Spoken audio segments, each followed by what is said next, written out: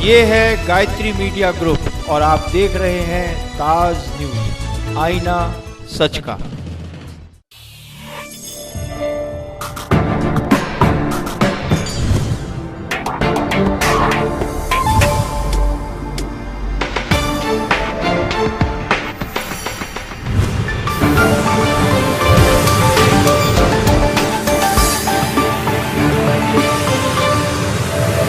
नमस्कार, ताज न्यूज के इस बुलेटिन में आप सभी का स्वागत है। मैं हूं आशिया खान। खबरों की शुरुआत करते हैं सुर्खियों के साथ। कैबिनेट मंत्री ने किया शिल्प और कला के महोत्सव का आगाज। संस्कृति के सतरंगी उत्सव की थीम के साथ नए कलेवर में होगा इस बार ताज महोत्सव।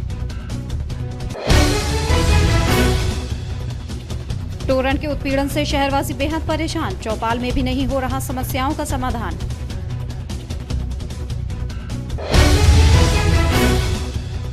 शिक्षा विभाग ने नकल विहीन परीक्षा कराने के लिए कसी कमर। जिले भर को 32 सेक्टर्स में किया विभाजित। संवेदनशील और अति संवेदनशील सेंटर्स पर विशेष निगाह। और राशन कार्ड ऑनलाइन बनाने की व्यवस्था से गरीब और अशिक्षित बेहद परेशान। फॉर्म भरवाने के नाम पर जमकर साइबर कैफे संचालक बना रहे हैं बेवकूफ। और अब खबरों पर डालेंगे विस्तार से नजर। जिस पल का सभी को इंतजार था वो पल आ ही गया जब आगरा की आन बान और शान के प्रतीक ताज महोत्सव का उद्घाटन किया कैबिनेट मंत्री राजा अरिदमन सिंह ने। इस मौके पर पुलिस प्रशासन के सभी आला अधिकारियों के साथ साथ समाज के गणमान्य लोग भी मौजूद रहे। इस बार ताज महोत्सव की थीम संस्कृति का उत्सव ताज महोत्सव रखी गई है। प्रेम का प्रतीक ताजमहल और ताज नगरी में बुधवार से 10 दिवसीय ताज महोत्सव का शानदार आगाज हो गया। इस मौके पर उत्तर प्रदेश के कैबिनेट मंत्री राजा अरिदमन सिंह ने फीता काट और मुख्य मंच पर दीप प्रज्वलित कर इस शानदार महोत्सव का शुभारंभ किया। शुभारंभ के समय स्थानीय कलाकारों ने ताज महोत्सव का थीम सॉन्ग संस्कृति का सतरंगी उत्सव गाया, जिसके बाद लेजर शो भी शुरू हुआ जिसमें ताज के इतिहास के बारे में प्रकाश डाला गया। गौरतलब है कि आगरा में आयोजित ताज महोत्सव का ये 24वां संस्करण है। इस मौके पर प्रशासनिक और पुलिस अमले से सभी प्रमुख आला अधिकारी मौजूद रहे।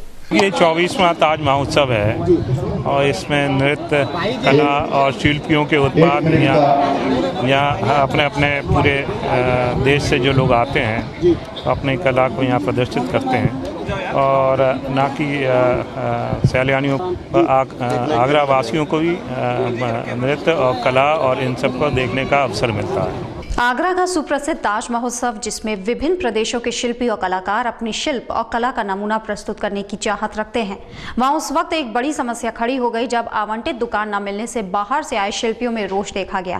क्या है पूरी खबर, आप भी देखिए।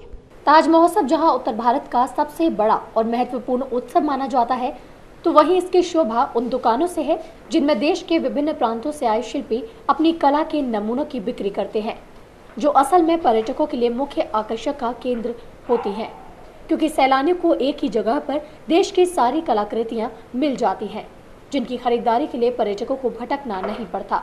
वहीं अब देश के अलग अलग प्रांतों से आए इन दुकानदारों और शिल्पियों के लिए ताज महोत्सव में दुकानें लगना एक मुश्किल भरा अनुभव बनता जा रहा है, जिसका जिम्मेदार भी पर्यटन विभाग है। हर साल दुकानों के आवंटन को लेकर कोई न कोई बवाल शिल्पग्राम में जरूर होता है, तो वहीं इस बार भी दुकानों का आवंटन दुकानदारों के लिए मुसीबत बन गया है। दरअसल जो दुकानें लिस्ट में दुकानदारों को अलॉट की गई हैं, वो दुकानें दुकानदारों को मिल ही नहीं पाई हैं, जिससे दुकानदारों में भारी गुस्सा व्याप्त है। परेशानी ये है कि 3x3 की प्लाई 3 प्लाई वाली सबको मिल रही है, लेकिन 3x2 की दे रहे हैं। ये कोई तरीका थोड़ा है। आपने कितने के लिए बोला था? यहाँ कितने के लिए? 3x3 के लिए बोला था सबको। ये 3x3 की SS वाली है, तो SS वाली मेरी है, उसमें 3x2 की। आप देख लीजिए वहाँ पे जो हमें SS31 जो स्टॉल्स अलाउड हुई है, वो अलाउड का हमारा आधा पैसा लगना चाहिए, क्योंकि 3x3 की प्लाई की दुकान हमारी थी और सबकी जब उसकी है तो मोनोपोली होगी ना। ये तो सर हम कल से धक्के खा रहे हैं, सुबह से रात तक हो गई और आज सूरज दोपहर तक हो गया है, लेकिन जो हमको अलाउड हुई है दुकान वो हमें नहीं मिल रही है। कौन से नंबर की दुकान आपका? 28 नंबर की है, PL 28 हमारी दुकान है। ठीक, फिर क्या हुआ आपके साथ? पहले हमारी पर्ची कटी है उसी नाम की, फिर वो पर्ची फाड़ के फेंक दी है। अच्छा, और हम किसी और को अब हम कोई और दुकान दे रहे हैं।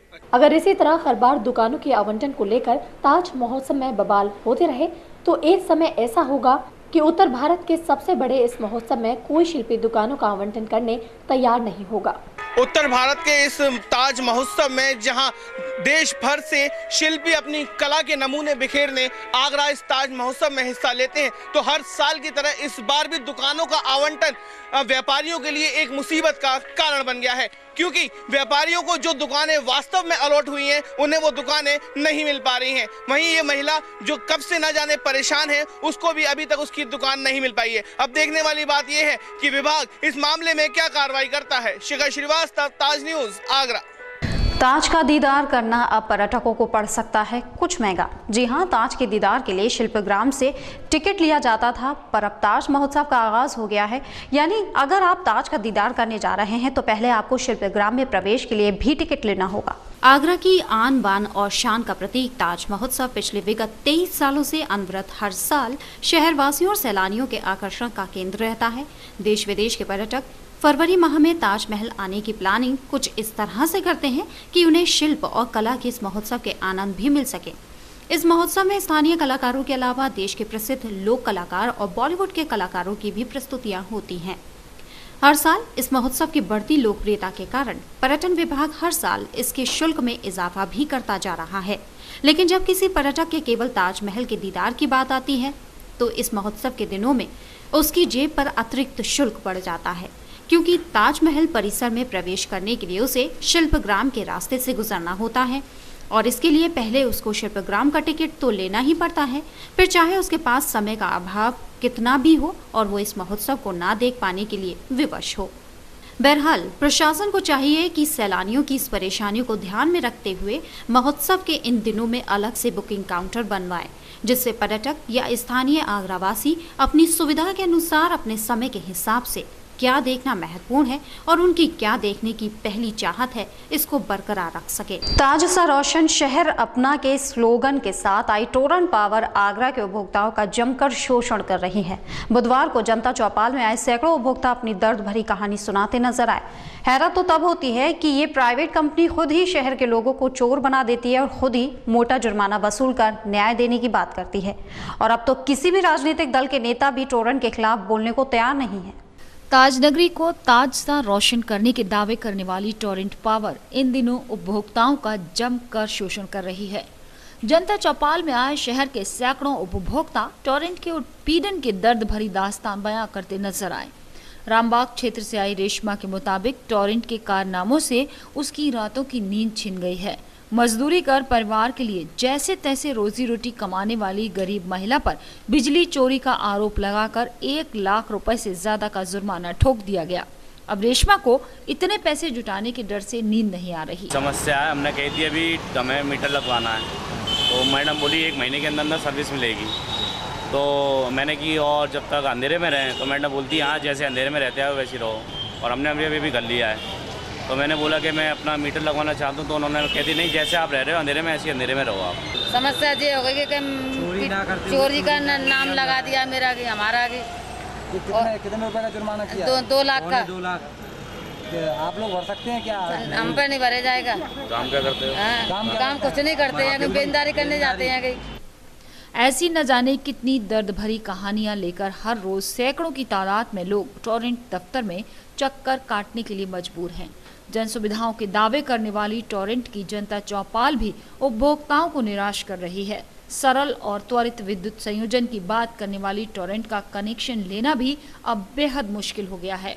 जनता चौपाल में आए सलीम 1 माह पहले नए कनेक्शन की औपचारिकता पूरी कर चुके हैं। अब टोरंट अधिकारी उन्हें 3 माह बाद कनेक्शन देने की बात कह रहे हैं।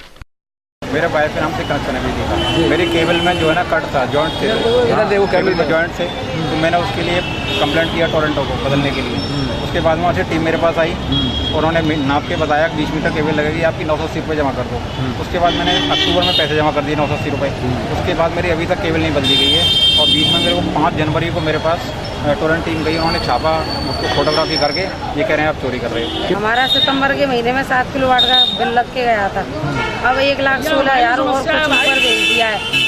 हैरत की बात तो यह है कि ये निजी कंपनी इन दिनों लोगों पर पहले बिजली चोरी का आरोप फिर जुर्माना लगाकर अदालत का काम भी खुद ही करने लगी है। अब तक टोरंट पावर शहर भर के लाखों उपभोक्ताओं को चोर बताकर करोड़ों रुपए जुर्माना वसूल चुकी है।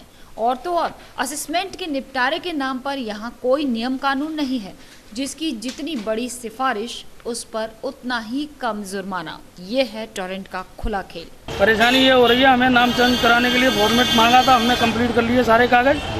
सरकारी जो पुराना बकाया हम पे बिल था हमने पूरा जमा कर दिया।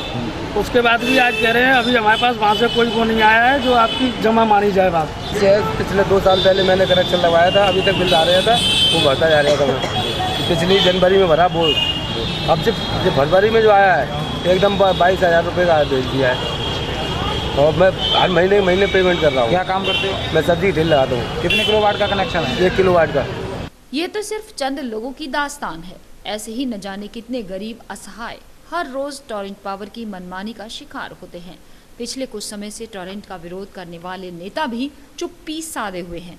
ऐसे में शहर की बेचारी गरीब जनता टोरेंट पावर की मार झेलने के लिए मजबूर है। गुरुवार को ट्रांसपोर्ट नगर क्रॉसिंग पर एक ट्रक ने एक स्कूटर सवार को रौंद दिया, जिसमें स्कूटर सवार बुरी तरह घायल हो गया। वहीं उसे ट्रक की इस भिड़ंत के दौरान ट्रक ड्राइवर मौके से फरार हो गया। वहीं घायल व्यक्ति को उपचार के लिए फिलहाल इमरजेंसी भेज दिया गया है। गुरुवार को ट्रांसपोर्ट नगर क्रॉसिंग पर एक ट्रक ने स्कूटर सवार को अपनी चपेट में ले लिया, जिससे स्कूटर सवार को गंभीर चोट आई। वहीं ट्रक का ड्राइवर मौके से फरार हो गया, लेकिन स्थानीय लोगों ने तत्परता दिखाते हुए घायल को उपचार के लिए एसएन इमरजेंसी पहुंचा दिया।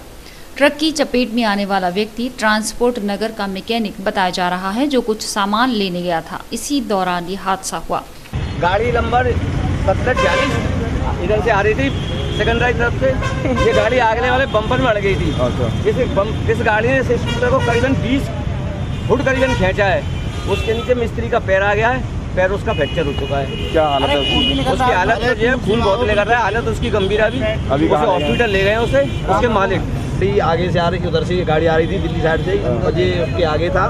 या तो इसने ओवरटेक किया है, तब आया उसके चक्कर में, इसलिए खींचे चला आया है।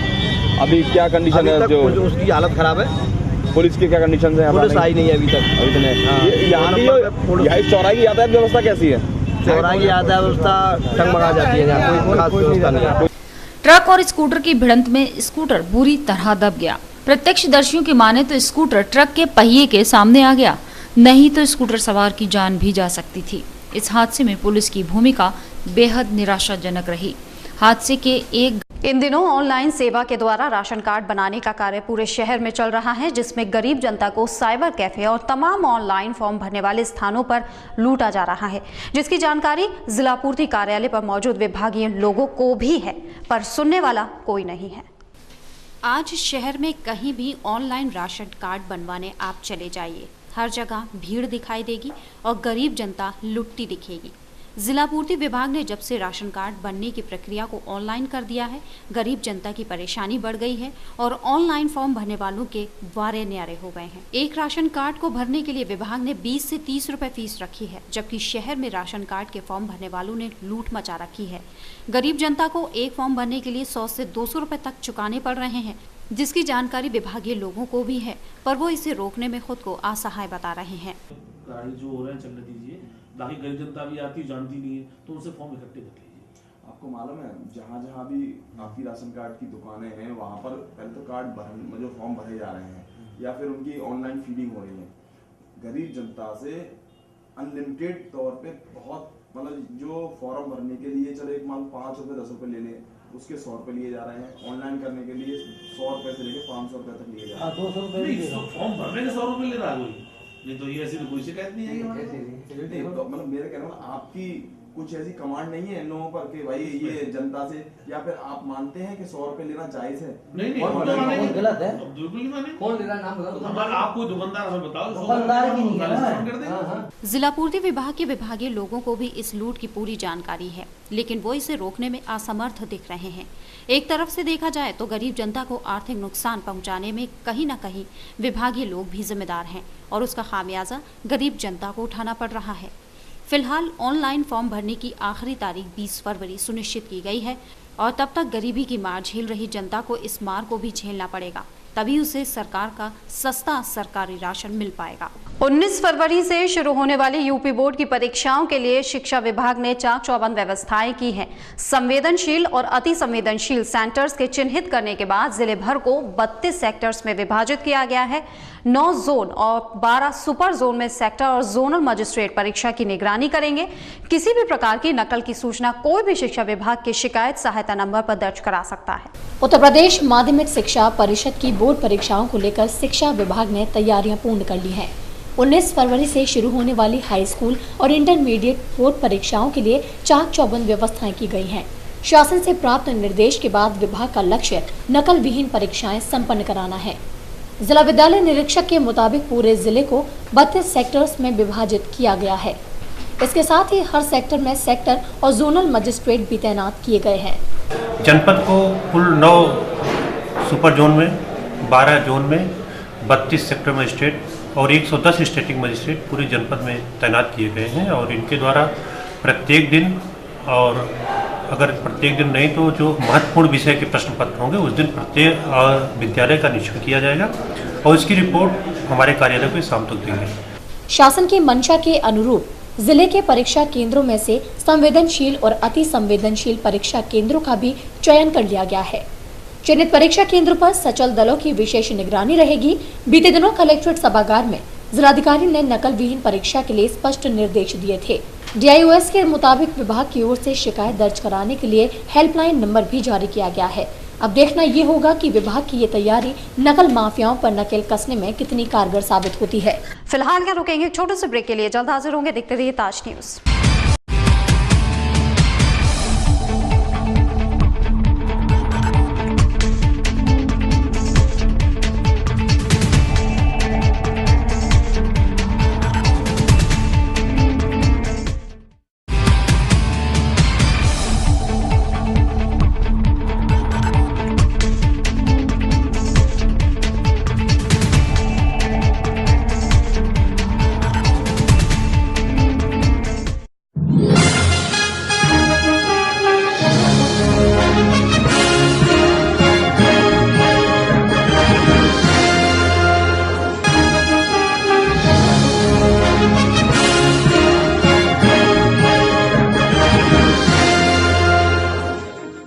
नंदिनी ग्रुप का एक और कदम, नंदिनी स्टेट।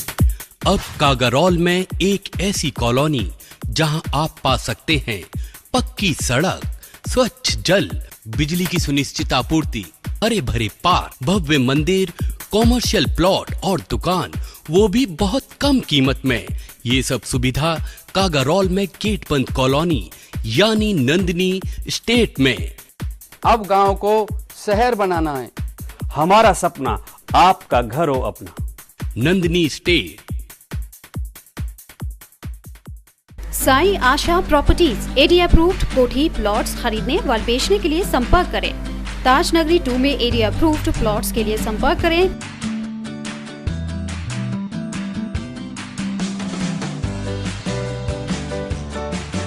पवन Goyal, Sai Asha properties, shop number 56, सोफुडा road, ADA height, crossing Taj Nagari 2, Agra. Mobile number 9719000022।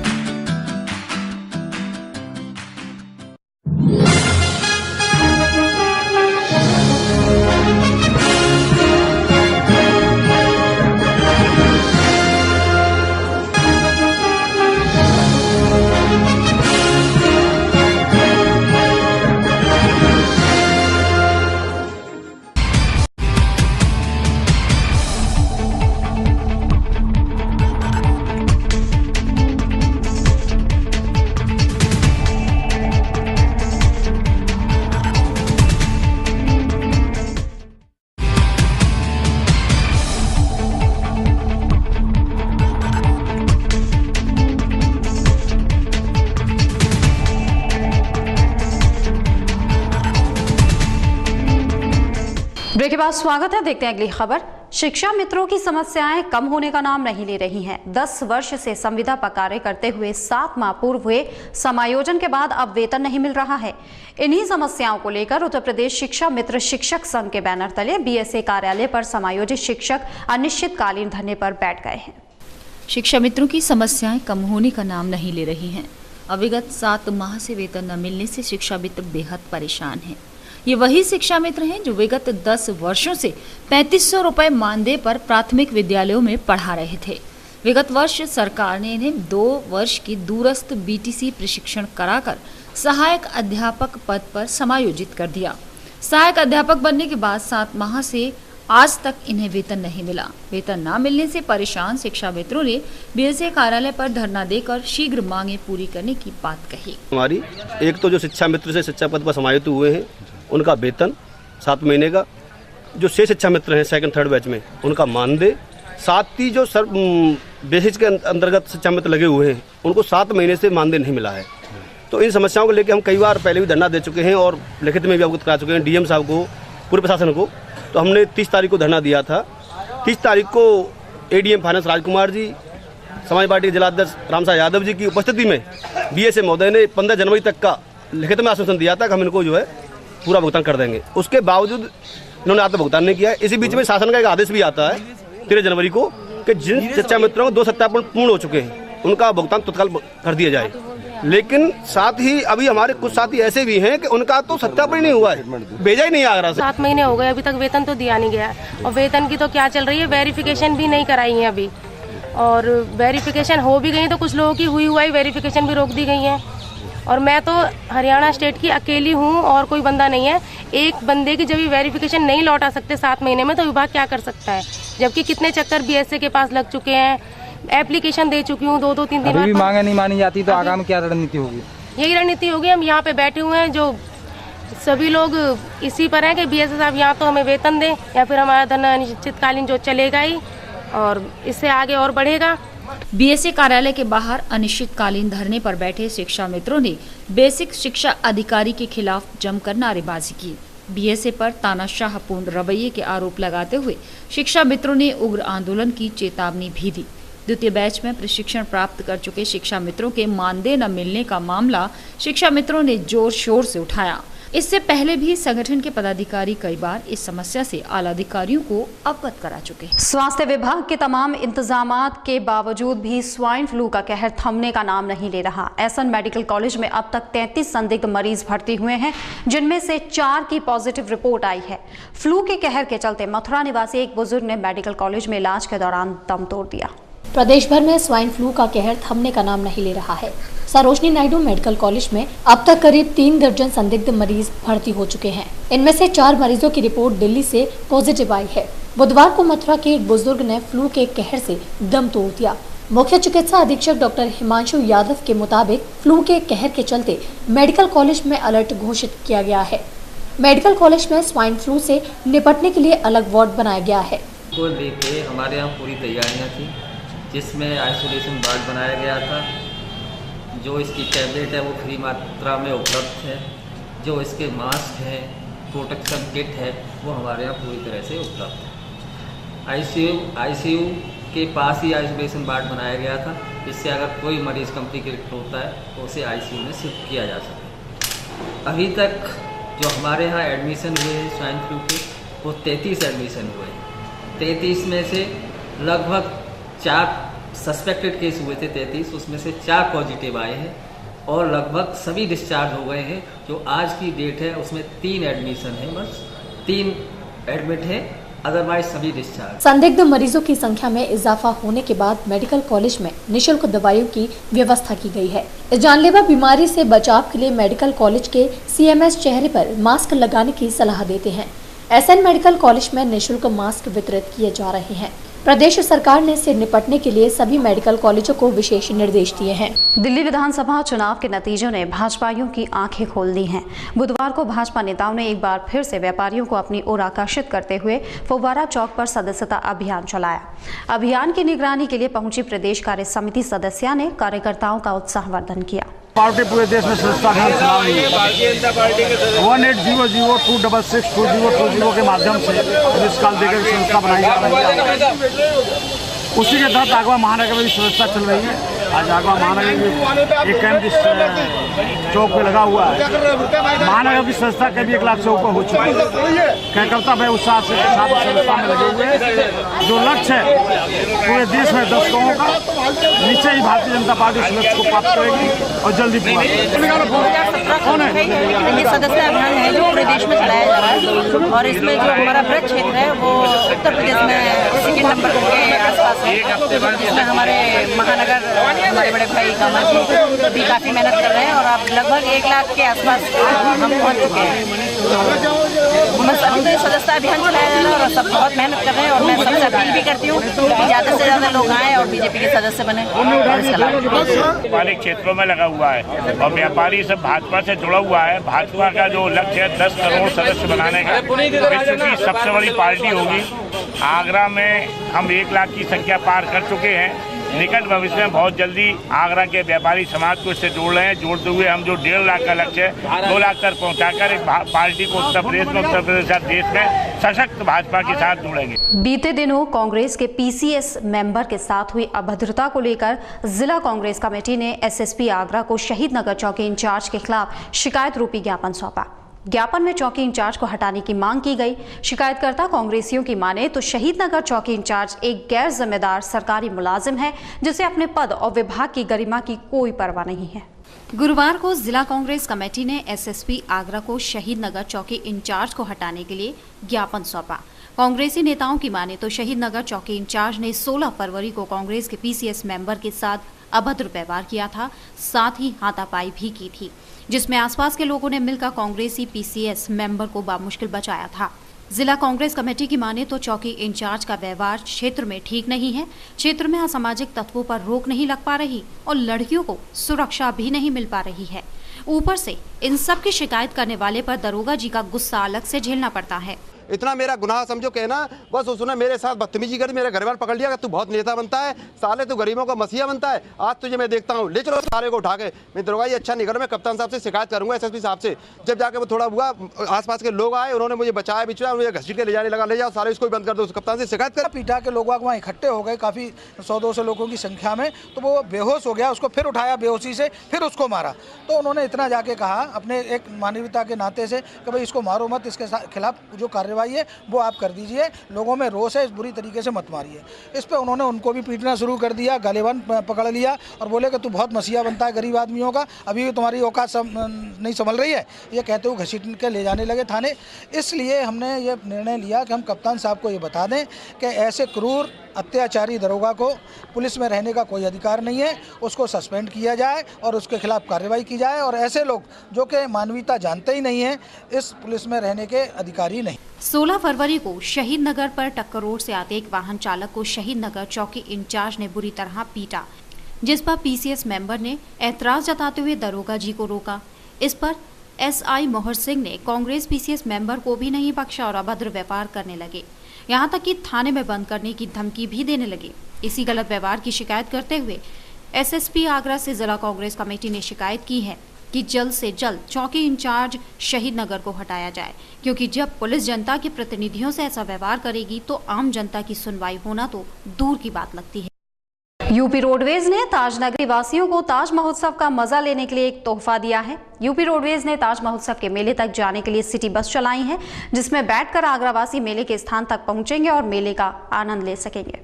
UP roadways ने ताज महोत्सव का आनंद लेने के लिए एक नई पहल शुरू करने की योजना बनाई है। यूपी रोडवेज ने ताज महोत्सव के उत्सव के स्थान तक पहुंचने के लिए शहर में 18 सिटी बसें चलाई हैं, जो शहर के अलग अलग स्थानों से 4-4 के फेर में अपनी रफ्तार तय करेंगी। यूपी रोडवेज एआरएम के अनुसार इन बसों को ताज महोत्सव के लिए ही शुरू किया जा रहा है, जिसे महोत्सव के समापन के साथ ही बंद कर दिया जाएगा। इन बसों का प्रयोग ताज महोत्सव के शिल्पग्राम तक पहुंचने के लिए विशेष रूप से किया जाएगा। परिवहन विभाग के आगरा आरटीओ कार्यालय पर वाहनों की फिटनेस पूरी जिम्मेदारी के साथ की जाती है। फिटनेस में एक एक बूंद को बारीकी से देखा गया और परखा जाता है, लेकिन जितनी जिम्मेदारी विभागीय लोग फिटनेस टेस्ट के दौरान दिखाते हैं, क्या वो टेस्ट के बिंदु वास्तव में सड़कों पर भी दिखाई देते हैं? देखिए रिपोर्ट। आईएसबीटी पर खड़े ये ऑटो चालक अपने ऑटो की फिटनेस टेस्ट कराने आए हैं। फिटनेस टेस्ट के दौरान जिन बिंदुओं को पास करना होता है, इन सभी बिंदुओं की इन ऑटो चालकों ने व्यवस्था कर रखी है। बावजूद इसके इन्हें फिटनेस टेस्ट का प्रमाण पत्र लेने के लिए विभागीय अधिकारियों के निजी स्टाफ को लक्ष्मी के दर्शन कराने होंगे। इससे पता चलता है कि आरटीओ विभाग में नियमों की मात्र औपचारिकता दिखाई जाती है, असल में उनका कोई प्रयोग या महत्व होता ही नहीं। कुछ ऐसा ही हाल फिटनेस के दौरान ऑटो में लगे होने वाले बिंदुओं का भी है, जिनका प्रयोग सड़क पर यात्रा के दौरान हो या न हो, पर दिखावे के लिए उनका ऑटो में लगा होना जरूरी है। करना है और छोटा सिलेंडर है आग बुझाने वाला, और मीटर पास, और गैस लीकेज ना करनी चाहिए, ये फॉर्मूले बना। वो लोग इस चीज़ को चेक कैसे करते हैं? वो लोग मशीन द्वारा चेक कर रहे हैं। स्वास्थ्य प्रमाण पत्र के लिए पहले तो गाड़ी चेक करते हैं RI साहब। इसका थर्ड पार्टी इंस्पेक्शन होता है तुम्हारा, जो यहाँ पे होता है नुक्ते पे। मैं मानक जानना चाहता हूँ, ऑटो में क्या क्या चीज़ जरूरी होनी चाहिए? एक तो मीटर पास मांगते हैं, और तुम्हारा थर्ड पार्टी इंस्पेक्शन मांगते हैं, और लाल सिलेंडर साफ, बड़ा वाला सिलेंडर साफ मांगते हैं, और गाड़ी जो है चलाने योग्य होनी चाहिए, गाड़ी चारों तरफ से सही दिखनी चाहिए, कलर वगैरह, गुड सीट है। अब ये बताइए, आपको क्या लग रहा है कि ये जो मीटर और ये सब, ये जो वास्तव में ये काम भी करते हैं या सिर्फ दिखावे के लिए होने चाहिए? नहीं, अब ये तो ये है कि जैसे वो साहब आते हैं तो वो जब मीटर चेक करते हैं तो वो तो भी रीडिंग देख के जाते हैं। बाद में ये नहीं देखते कि मीटर चलता भी है नहीं चलता? नहीं, वो बाद में ऐसा कुछ नहीं। ये रूल बना रखा है इन लोगों ने, लेकिन उसका कोई महत्व नहीं है। कोई महत्व नहीं है। क्या नाम? जो तो यूज करते हैं, लेकिन सवारी मीटर के हिसाब से पैसा देना नहीं चाहती, आगरा की सवारी नहीं देती है। तो आपने इस चीज़ के बारे में RI को बताया कि आप बेशक आप चेक कर लो, लेने में मतलब हम लोग RI के पास आए, हम लोगों को कौन सुनेगा भाई? RI सुनते नहीं इस चीज़? तो हम लोग छोटे आदमी हैं, कौन सुनेगा? हम लोग जो सवारी पैसा नहीं देती तो सवारी। RI से बोला कभी? तो RI ने क्या किया? उन्होंने कभी बोला? RI से इसने कुछ बोला ही नहीं। RI ने क्या कहा? मतलब कुछ RI की तरफ को भी तो आपको बोलना चाहिए ना कि साहब आप बेशक फिटनेस चेक कर लो। मीटर चालू मांगते तो मीटर हम लोग लगा के रखते हैं, चालू देते हैं मीटर, पैसे नहीं देती सवारी, हम अपने सवारी के साथ फिर पैसे लेते हैं। फिटनेस के दौरान ऑटो में किराया तय करने वाला मीटर, दुर्घटना के दौरान आग पर काबू पाने वाला सीज फायर का सिलेंडर, सीधे हाथ पर नो एंट्री एंगल और कुछ ऐसे ही बिंदु देखकर फिटनेस प्रमाण पत्र दिया जाता है। लेकिन इनमें से शायद ही किसी बिंदु को कोई भी ऑटो चालक या ऑटो में यात्रा करने वाली सवारी प्रयोग करती होगी। लेकिन फिर भी आरटीओ विभाग के लोग सब कुछ जानकर ऑटो चालकों को ये व्यवस्था रखने का ज्ञान देते हैं। लेकिन अगर विभागीय लोग फिटनेस के दौरान जितनी जिम्मेदारी दिखाते हैं, वैसी ही जिम्मेदारी सड़कों पर निगरानी और ऑटो चालकों में जागरूकता लाने के लिए दिखाएं, तो इन व्यवस्थाओं का होना और उनका प्रयोग होना सार्थक हो पाएगा और सड़क दुर्घटनाओं पर काबू पाया जा सकेगा। ताज न्यूज़ के इस बुलेटिन में फिलहाल इतना ही। अगले बुलेटिन में आपसे फिर मुलाकात होगी। दीजिए इजाजत, नमस्कार।